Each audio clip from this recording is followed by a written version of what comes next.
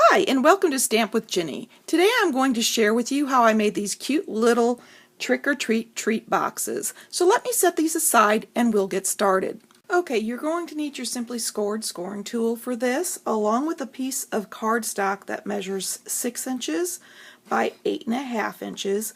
I'm going to lay the 6-inch side against the top of my ruler, and I am going to score it at the 2-inch mark and the 4-inch mark, and then I'm going to turn it and I'm going to score at the 3-inch mark and the 5.5-inch mark, and I'm ready to put my scoreboard to the side. Okay, at this point I'm ready to take my paper snips, and if you prefer you can fold on the score lines before you cut to make it a little easier to see, but I'm simply going to snip here on these two center lines on both sides. And then I'm going to turn it to the sides here on the 2 and the 4-inch mark, and I am going to cut on those score lines all the way down to that intersection of the two score lines on all 4 corners.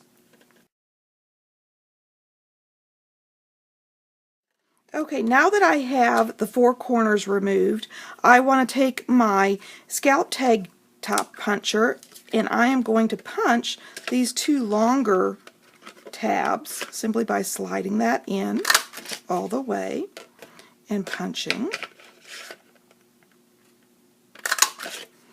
Okay, and at this point I need to get a ruler and a pencil, and I'm going to lay my ruler here at the top of the cardstock, and I'm looking for the center point, so I am going to move the ruler down so I can mark this 1 1/4 inch mark. And of course you could use your grid paper if you would prefer. I'm simply doing it this way so that you can see it a little easier. I've got my 1 1/4 inch marks on both of the 2 side panels marked, and I'm ready to score. Okay, to score these 2 side pieces, I like to use my personal trimmer so that I can line it up easily. And what I'm going to do is put this little corner on the track, this little groove here that's on your trimmer, and I'm going to set that down and make sure I've got it lined up, and then simply take my scoring tool and score. And I'm going to do that on all 4 corners. And if you'd like to, since I'm right-handed, I'll flip it over and work. Now that I've got that center point from the first score line, I can easily start there and simply go to the cut corner. Okay, I've got those score lines done now, so I'm ready to start assembling my box.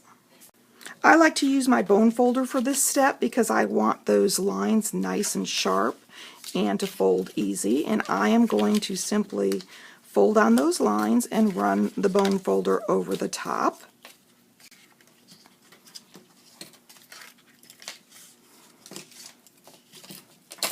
And at this point you'll see the box is starting to come together, and so I'm ready to adhere these 2 flaps.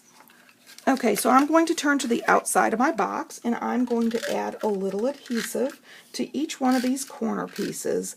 I do like to use a strong adhesive. You can use the tear and tape that's now available again for a limited time, or you could use the multi-purpose glue. Okay, I've got that side down, and I'm ready to add my little flap here and ribbon. I'm going to put my treat inside here, fold that flap up, and then I'm going to use a piece of this beautiful glittered organdy ribbon that you can find in the holiday catalog. It's simply lovely. I've cut about a 5-inch strip, and then I've cut a piece of our baker's twine with the silver wrapped in it to pick up that glimmer in the ribbon, and I am simply going to tie a bow, holding those 2 pieces together. Okay, I've tied my knot and then a bow.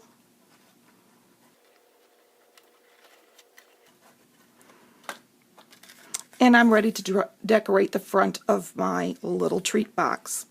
Okay, to decorate the box, I'm using my Trick or Treat stamp set, and I can stamp a sentiment here before I assemble a box if I choose to, like I did on the original project, but I'm simply going to decorate it with this cute little kitty cat that has a boo-boo and a little pumpkin. I've colored it in with my Stampin' Blends, and I have cut it out using my 1 3/8 inch circle punch and my scallops circles, the layering framelit dies, and I've just added it to my box. So let me show you the original again. If you'd like any of these products, feel free to stop by my online store. You can get there from my blog, Stamp with Jini. Thanks for joining me.